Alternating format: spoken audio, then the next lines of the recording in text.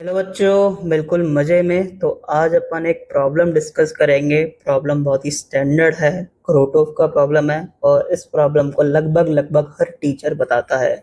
लेकिन इस प्रॉब्लम का जो सॉल्यूशन है ना, वो तुम्हें डिटेल वे में नहीं बताया जाता है, क्योंकि अगर तुम्हें इस प्रॉब्लम का सॉल्यूशन डिटेल वे में नहीं पता होगा ना, तो जो मॉडिफाइड प्रॉब्लम है, एक तो ये वाला है और एक ये वाला है, तो वो तुम सॉल्व नहीं कर पाओगे। तो इसका सॉल्यूशन अपन डिटेल्ड वे में समझने की कोशिश करते हैं। तो चलो चालू करते हैं। तो अपने पास दो पॉइंट चार्जेस हैं, Q1 और माइनस Q2। ठीक है, ये वाली जो लाइन है वो इन दोनों चार्जेस को ज्वाइन कर रही है। ठीक है, अब ये अपने पास one of the electric field line है।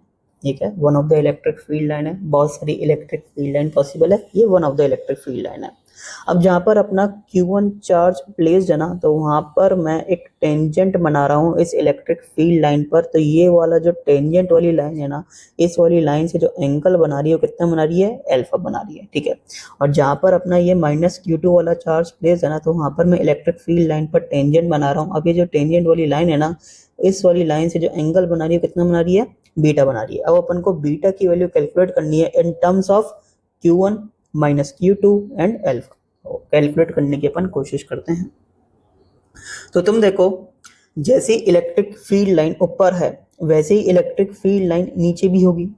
सिमेट्री तो मेंटेन रहेगी ना। मतलब जैसे सपोज यहाँ पर अगर एक मिरर होता, तो इस वाली इलेक्ट्रिक फील्ड लाइन का ये वाला जो इलेक्ट्रिक फील्ड लाइन है वो क्या होता, मिरर इमेज की तरह होता। अब तुम देखो, मैं यहाँ पर दो डिस्क बना रहा हूँ। एक तो ये वाली डिस्क हो गई, एक अपने पास ये वाली डिस्क हो गई। इस वाली डिस्क को मैं बोल रहा हूँ डिस्क 1 और इस वाली डिस्क को मैं बोल रहा हूँ डिस्क 2। अब तुम देखो, जो इलेक्ट्रिक फील्ड लाइन डिस्क 1 से पास हो रही है ना, वही इलेक्ट्रिक फील्ड लाइन तुम्हारे डिस्क 2 से भी पास होगी। मतलब ये जो इलेक्ट्रिक फील्ड लाइन तुम्हारे डिस्क 1 से पास हो रही है ना, वही इलेक्ट्रिक फील्ड लाइन तुम्हारे डिस्क 2 से पास होगी। जो इलेक्ट्रिक फील्ड लाइन तुम्हारे डिस्क 1 से पास नहीं हो रही ना, तो वो इलेक्ट्रिक फील्ड लाइन तुम्हारे डिस्क 2 से भी पास नहीं होगी। अब ऐसा क्यों? तुम देखो, अगर तुम एक कोई सी भी एक ऐसी इलेक्ट्रिक फील्ड लाइन बना लेते हो कि जो डिस्क 1 से तो पास हो रही है, लेकिन डिस्क 2 से पास नहीं हो रही है, तो तुम देख सकते हो कि यहाँ पर जो इलेक्ट्रिक फील्ड लाइन है, मतलब दो इलेक्ट्रिक फील्ड लाइन क्या कर रही है, इंटरसेक्ट कर रही है। और दो इलेक्ट्रिक फील्ड लाइन कभी भी इंटरसेक्ट नहीं कर सकती अगर इलेक्ट्रिक फील्ड लाइन तुम्हारी कंजर्वेटिव फील्ड लाइन है तो। ठीक है, तो ऐसा पॉसिबल नहीं हो सकता कि कोई इलेक्ट्रिक फील्ड लाइन डिस्क 1 से तो पास हो जाए लेकिन डिस्क 2 से पास ना हो। और ऐसा भी पॉसिबल नहीं हो सकता कि कोई इलेक्ट्रिक फील्ड लाइन डिस्क 1 से पास ना हो लेकिन डिस्क 2 से पास हो जाए। अगर ऐसा हो रहा है तो तुम देख सकते हो कि यहाँ पर क्या आ जा रहा है, बेसिकली दो इलेक्ट्रिक फील्ड लाइन। यहाँ पर क्या जा रहा है, बेसिकली दो इलेक्ट्रिक फील्ड लाइन क्या कर जा रही है, इंटरसेक्ट कर जा रही है।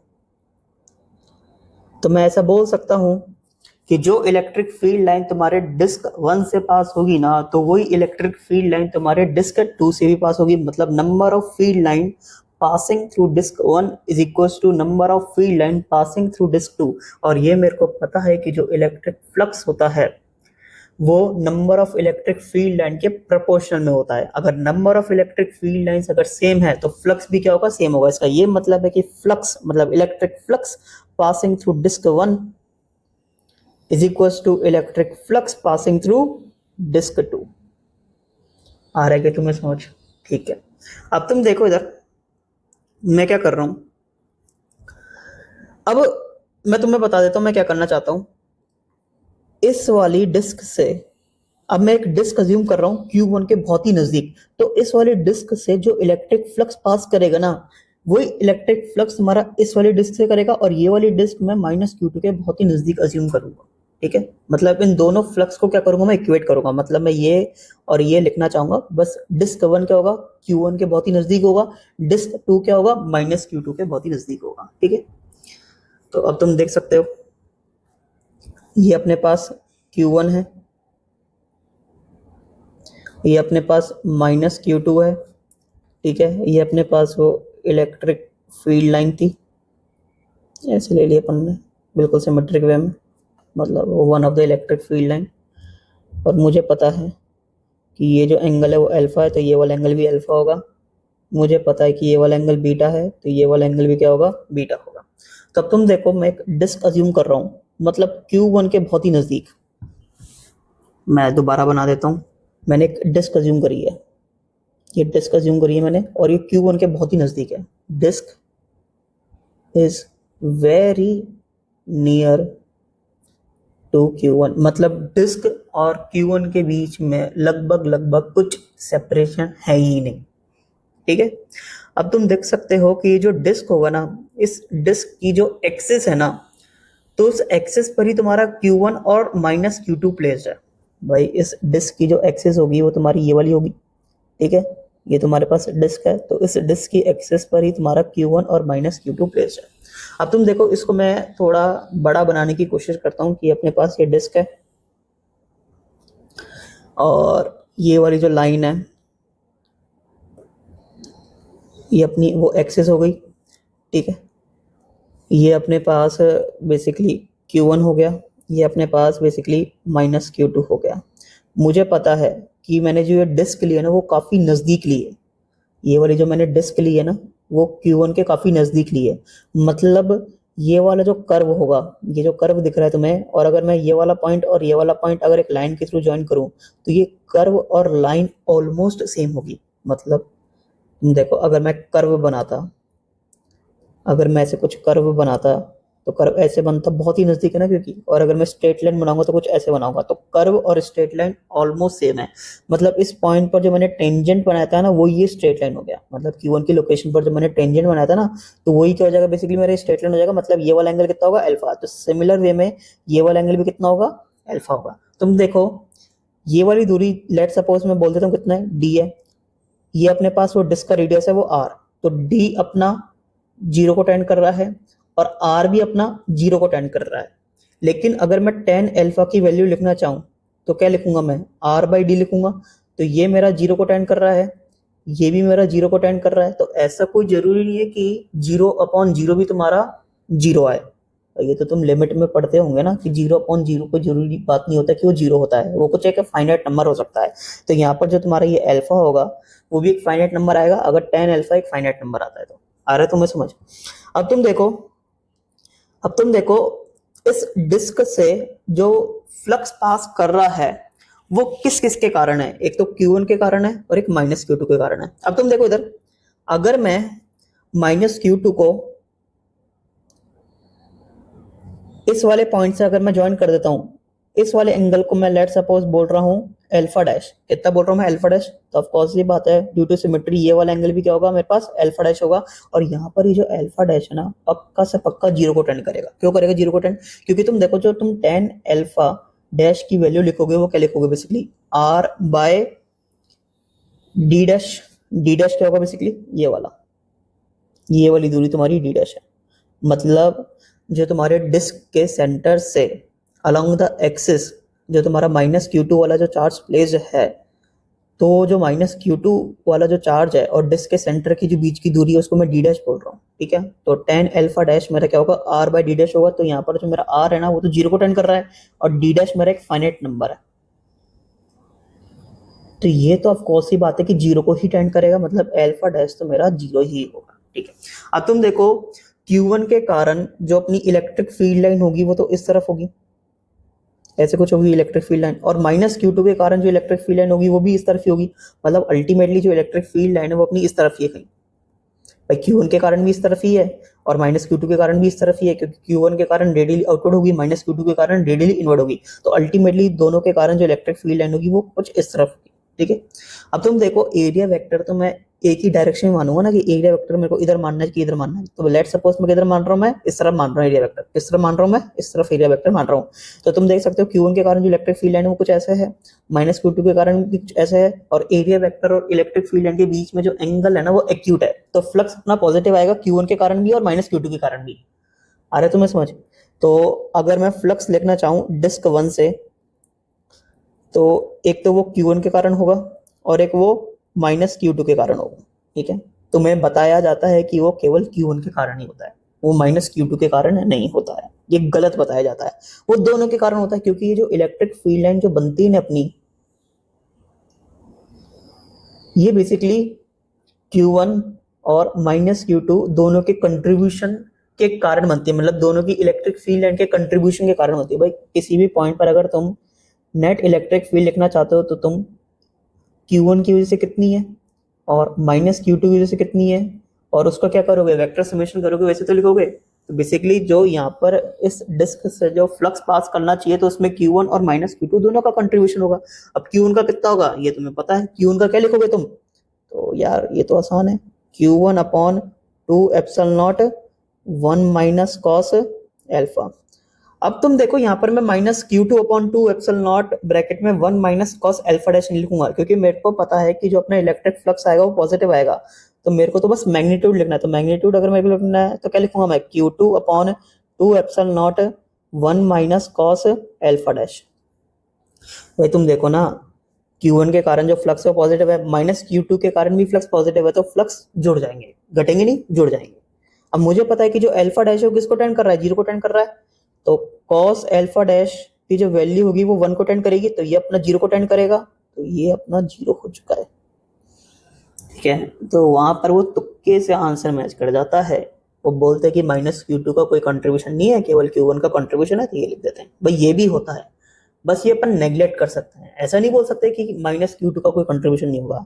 तो डिस्क 1 से जो फ्लक्स पास कर रहा है वो बेसिकली Q1 के कारण जो फ्लक्स होगा ना उसी के बराबर होगा लगभग लगभग, मतलब Q1 upon 2 epsilon not 1 minus cos alpha.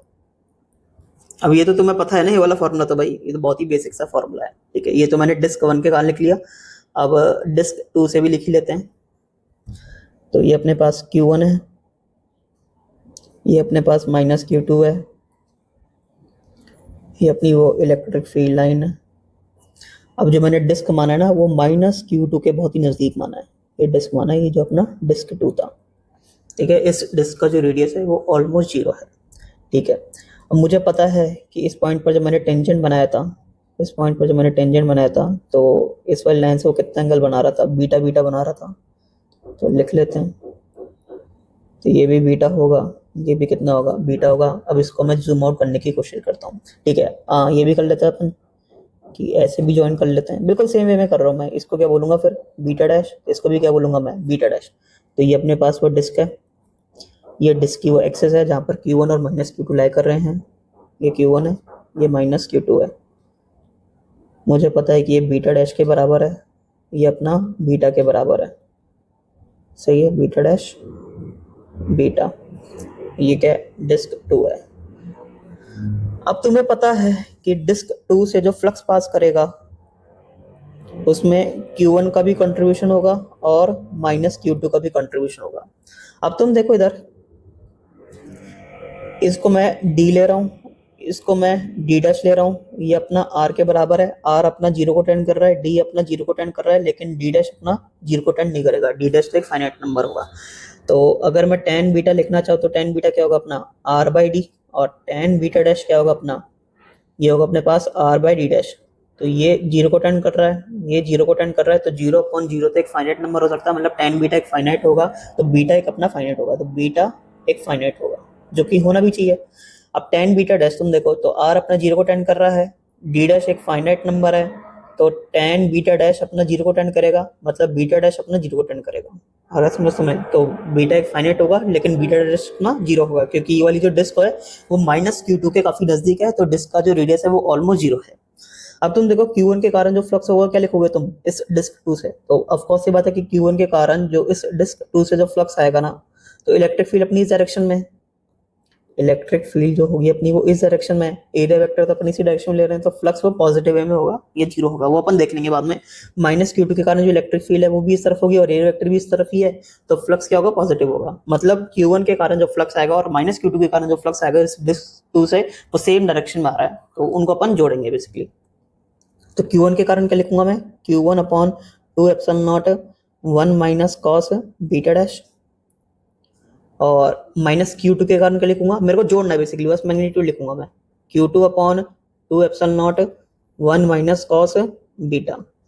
तो बीटा डैश अपना जीरो को टेंड कर रहा है, तो कॉस बीटा डैश अपना 1 को टेंड करेगा, तो ये तो हो गया जीरो। ये लगभग लगभग अपना किसके बराबर आ रहा है, Q2 upon 2 epsilon not 1 minus cos beta, तो ये अपना किसके बराबर आएगा, जो अपना डिस्क 2 से फ्लक्स पास करेगा। आ रहा है तुम्हें समझ। अब इसको करने का तुम देखो, मतलब इस डिस्क 1 से जो फ्लक्स पास कर रहा है और डिस्क 2 से जो फ्लक्स पास कर रहा है ना, इसको करने का एक और तरीका है, वो तरीका भी मैं तुम्हें बता देता हूँ।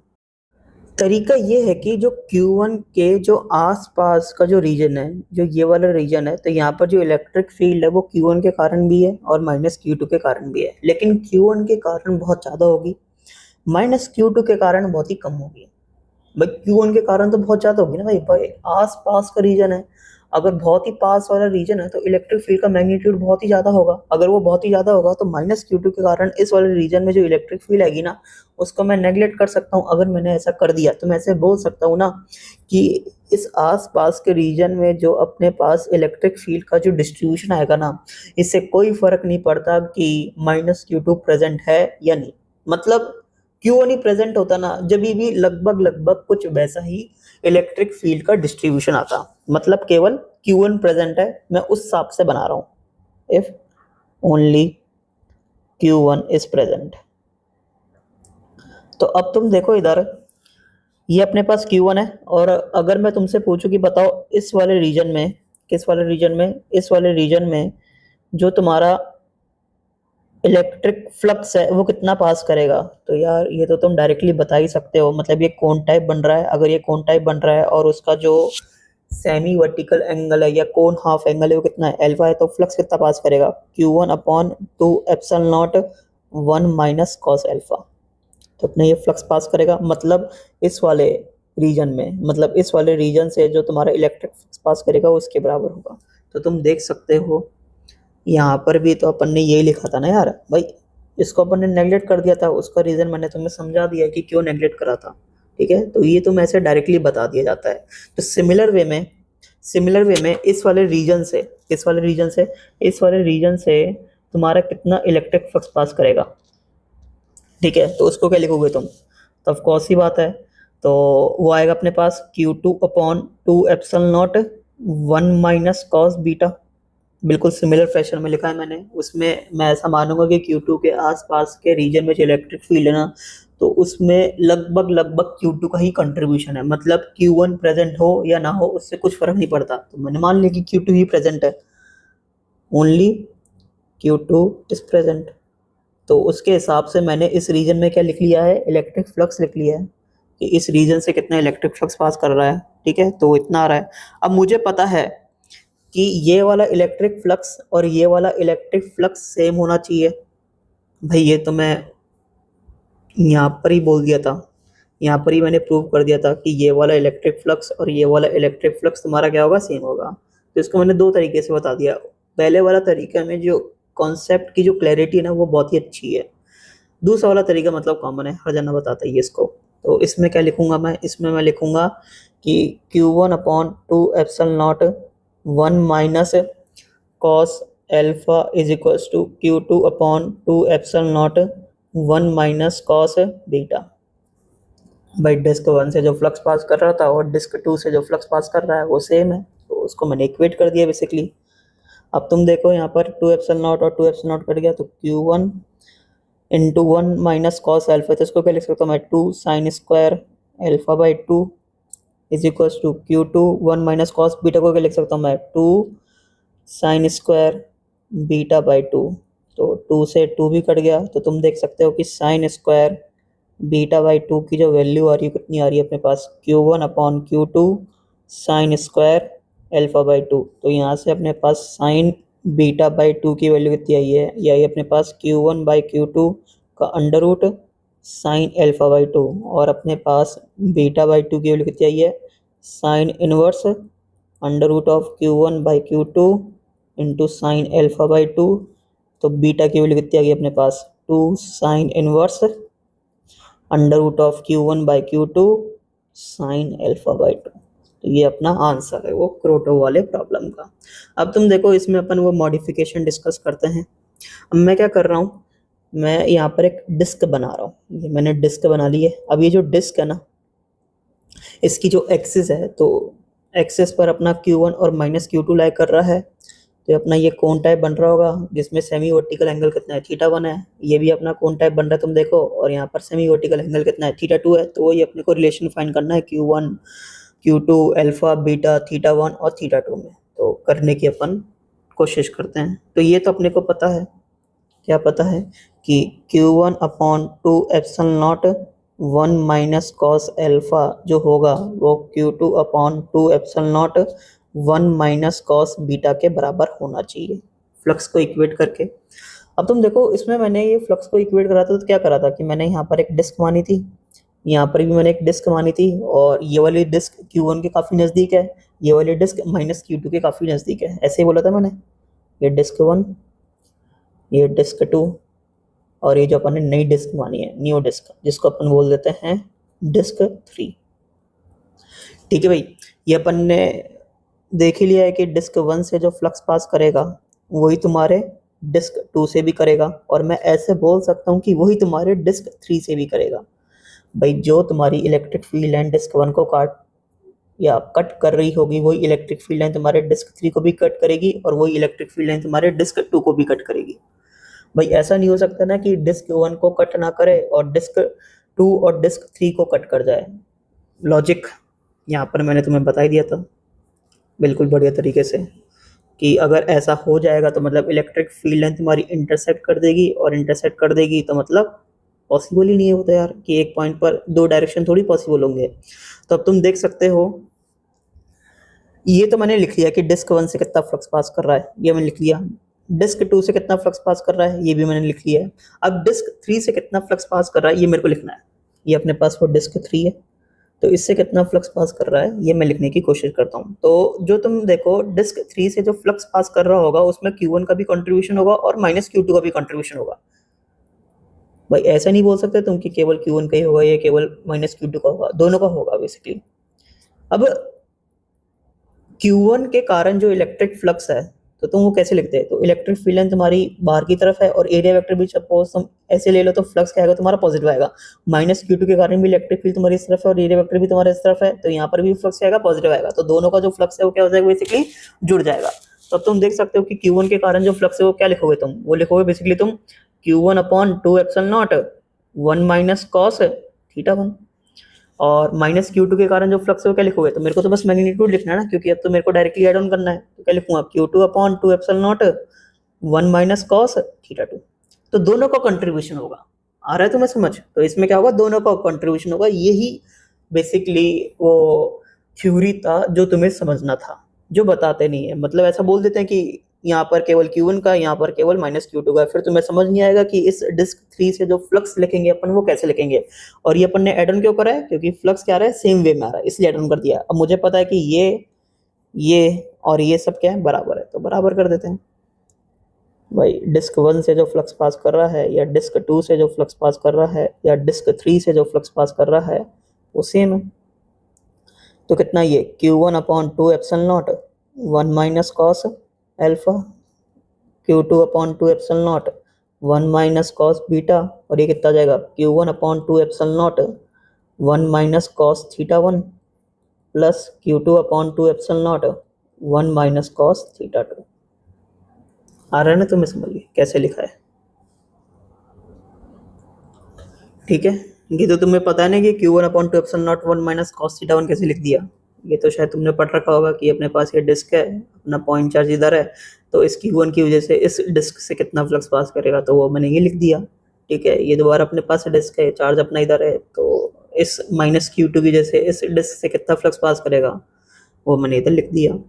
तो ये तो शायद तुम्हें पता होगा, तो ये अपने पास रिलेशन निकल चुका है। तो ये अपने पास वो मॉडिफाइड प्रॉब्लम का आंसर है। चलो इसका जो दूसरा वाला जो मॉडिफाइड वर्जन वाला जो क्वेश्चन था उसको भी डिस्कस कर ही लेते हैं। तो यहाँ पर जो Q1 का जो वैल्यू है वो माइनस Q2 के मैग्नीट्यूड से ज़्यादा है। अपन को अल्फा की मैक्सिमम वैल्यू चाहिए। अब क्वेश्चन को चालू करने से पहले मैं तुमसे कुछ बात करना चाहता हूँ, बहुत ही बेसिक सी बात है कि मान लो कि अपने पास कोई पॉइंट चार्ज है Q। अब इस Q वाले चार्ज से मान लो कि n number of field lines क्या हो रही है, ओरिजिनेट हो रही है। कितनी हो रही है, n number of field lines क्या हो रही है, ओरिजिनेट हो रही है। तो अगर मैं चार्ज का जो मैग्नीट्यूड है वो डबल कर देता हूँ, मतलब 2q कर देता हूँ, तो कितनी नंबर ऑफ फील्ड लाइंस अब ओरिजिनेट होगी? ऑफ कोर्स सी बात है 2n, क्योंकि मेरे को पता है कि जो नंबर ऑफ फील्ड लाइंस होती है वो चार्ज के मैग्नीट्यूड के डायरेक्टली प्रोपोर्शनल होती है। ठीक है, तो यहाँ पर तुम देखो, अगर Q1 वाले चार्ज से अगर N1 number of field lines की ओरिजिनेट हो रही है और माइनस Q2 वाले चार्ज पर अगर N2 number of field lines की टर्मिनेट हो रही है, तो मुझे पता है कि N1 का वैल्यू N2 से ज़्यादा होना चाहिए। क्यों होना चाहिए भाई? क्योंकि Q1 का वैल्यू माइनस Q2 के मैग्नीट्यूड से ज़्यादा है। तो जो बची हुई जो फील्ड लाइंस है N1 माइनस N2, ये कहाँ पर टर्मिनेट होंगी? ये अपनी टर्मिनेट होगी इन्फिनिटी पर। आ रहा है तुम्हें समझ? मतलब जो भी Q1 से इलेक्ट्रिक फील्ड लाइन निकल रही होगी ना, वो सारी की सारी माइनस Q2 पर नहीं जाएगी, उसमें से कुछ माइनस Q2 पर जाएगी और बची हुई किधर जाएगी? इन्फिनिटी पर जाएगी। अब जितनी भी तुम्हारी माइनस Q2 पर जा रही है, ऐसी बहुत सारी फील्ड लाइंस होगी जो कि Q1 से ओरिजिनेट हो रही होगी और माइनस Q2 पर जाकर टर्मिनेट हो रही होगी। ऐसे बहुत सारी होंगी बेसिकली। ठीक है, तो हर एक फील्ड लाइन के कॉरस्पॉन्डिंग ये अल्फा भी आएगा अपना।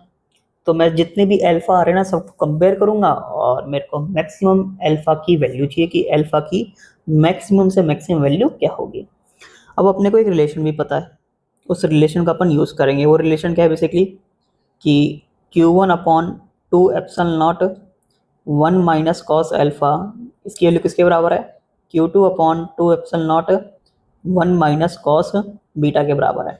और अपन को क्या चाहिए? अल्फा की मैक्सिमम वैल्यू चाहिए। ठीक है, निकालने की कोशिश करते हैं। ठीक है, फॉर द कैलकुलेशन पर्पस मैं मान लेता हूँ कि Q1 का वैल्यू कितना है? 2q के बराबर है, और माइनस Q2 का वैल्यू कितना है? माइनस q के बराबर है। और ये ऑफकोर्स सी बात है कि Q1 का जो वैल्यू है वो माइनस Q2 के मैग्नीट्यूड से बड़ा है।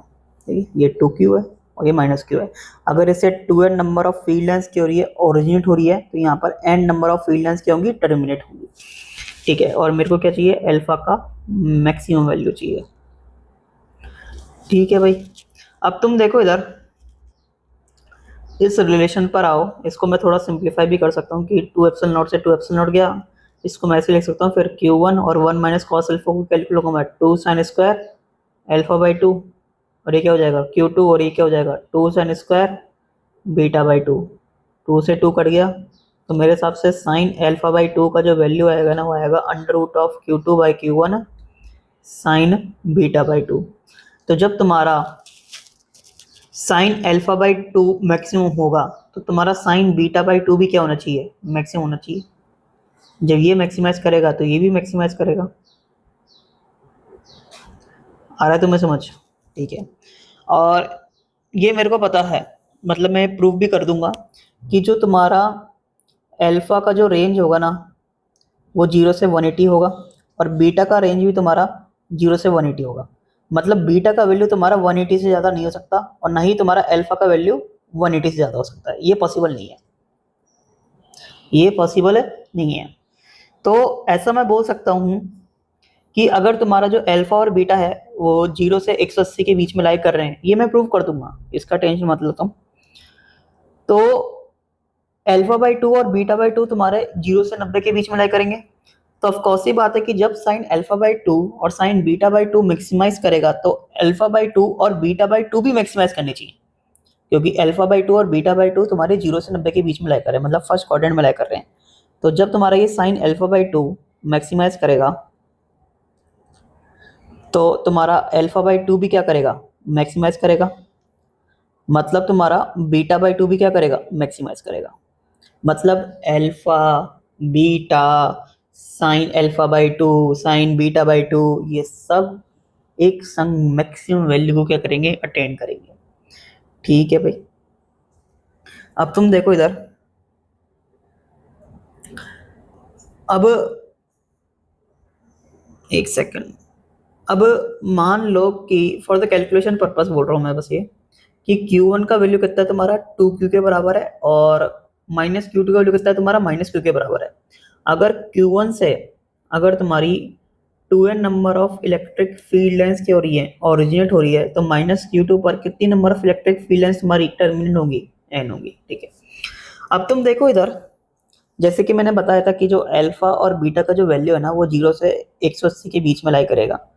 तो ऐसा क्यों होगा? अब ये इलेक्ट्रिक फील्ड लाइन बना रहा हूँ मैं, जिसमें तुम्हारा जो बीटा है ना, या हाँ बीटा कोई मान लो कि बीटा तुम्हारा 180 से बड़ा है। यहाँ पर तुम देख सकते हो भाई, बीटा तुम ऐसे तो मेजर करोगे, ये तुम्हारा बीटा है और ये बीटा तुम्हारा क्या है, 180 से बड़ा है। तो एक ऐसा भी होगा फिर पॉसिबल। तो यहाँ पर भी तुम देख सकते हो कि जो तुम्हारा बीटा है, जो तुम्हारा बीटा होगा वो तुम्हारा 180 से बड़ा होगा।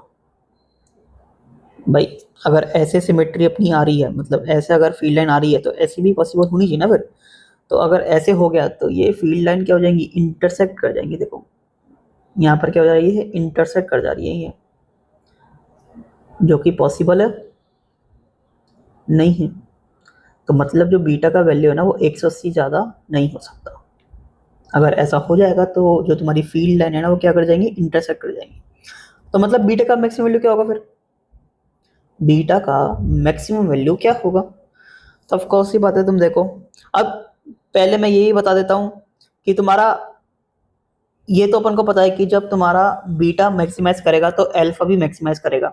अब अल्फा और बीटा में बड़ा कौन होगा, तो ये रिलेशन तुम्हें दिख रहा होगा, sine alpha by 2 is equal to under root of Q2 by Q1 sine beta by 2।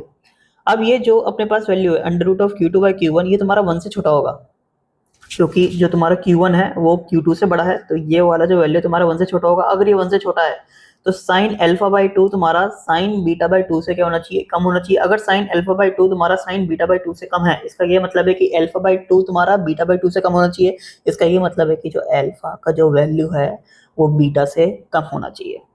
मतलब ये तो मेरे को पता है कि जब अल्फा मैक्सिमाइज कर रहा है तो बीटा मैक्सिमाइज कर रहा है, लेकिन बीटा का मैक्सिमम वैल्यू तुम्हारे अल्फा के मैक्सिमम वैल्यू से ज़्यादा है। तो मतलब बीटा का मैक्सिमम वैल्यू ज़्यादा होगा अल्फा के मैक्सिमम वैल्यू से, यही बताना चाह रहा हूँ बस मैं। तो बीटा का मैक्सिमम से मैक्सिमम वैल्यू क्या हो सकता है, 180 डिग्री। भाई ऐसी फील्ड लाइन तो पॉसिबल है ना, ऐसी फील्ड लाइन तो पॉसिबल है। देखो ऐसे बिल्कुल ऐसे आए, बिल्कुल सीध में, मतलब ये वाला जो एंगल होगा, मतलब ये अपने पास फील्ड लाइन आ रही है ऐसे, मतलब ऐसे देखो ऐसे आ रही है। तो ये वाली जो लाइन है अपने इस वाली लाइन से कितना एंगल बनाएगी, 180 डिग्री बनाएगी। इसमें कोई लफड़ा नहीं है इंटरसेक्ट होने का, देखो इसमें कोई लफड़ा नहीं है इंटरसेक्ट होने का। तो बीटा की जो मैक्सिमम से मैक्सिमम वैल्यू हो सकती है, तो कितनी हो सकती है, 180 डिग्री हो सकती है। तो जब ये 180 डिग्री होगा तो अपने पास जो साइन अल्फा बाई 2, मतलब अल्फा की वैल्यू निकालने की कोशिश करते हैं, तो कैसे निकालेंगे अपन, अपन को पता है साइन अल्फा बाई 2 किसके बराबर है, under root of Q2 by Q1 sine beta by 2, मतलब 180/2। तो मतलब साइन 90 हो गया, तो ये अपने पास 1 आ गया। तो alpha by 2 is equals to sine inverse of under root of Q2 by Q1, और ये मैक्सिमम है, ये क्या है अपने पास मैक्सिमम है। तो अल्फा का जो मैक्सिमम वैल्यू होगा वो क्या होगा अपने पास, 2 sine inverse under root of Q2 by Q1। तो यहाँ पर तुम देख सकते हो, अगर ये वाला क्वेश्चन है मेरे पास, तो अपने पास जो अल्फा का जो मैक्सिमम वैल्यू आएगा वो कितना आएगा, 2 sine inverse under root of Q2 by Q1, मतलब Q बाय 2Q, मतलब 1/√2। तो ये तो मेरे हिसाब से 2 इंटू π/4 होगा, मतलब ये π/2 होगा। तो अपने पास क्या होगा, अल्फा का मैक्सिमम वैल्यू होगा। हाँ तुम्हें समझ, मतलब मैंने बिल्कुल डिटेल में तुम्हें बताया है ये सब चीज़ें। अब इससे मैं एक और बात पता लगा सकता हूँ कि अगर जैसे सपोज अपने चार्ज ऐसे होते, एक Q होता, एक अपने पास माइनस Q होता, तो जो भी इलेक्ट्रिक फील्ड लाइन तुम्हारी Q से ओरिजिनेट होती ना, जो भी इलेक्ट्रिक फील्ड लाइन तुम्हारी Q से ओरिजिनेट होती ना, वो कहाँ पर जाके टर्मिनेट होती है तुम्हारी, माइनस Q पर।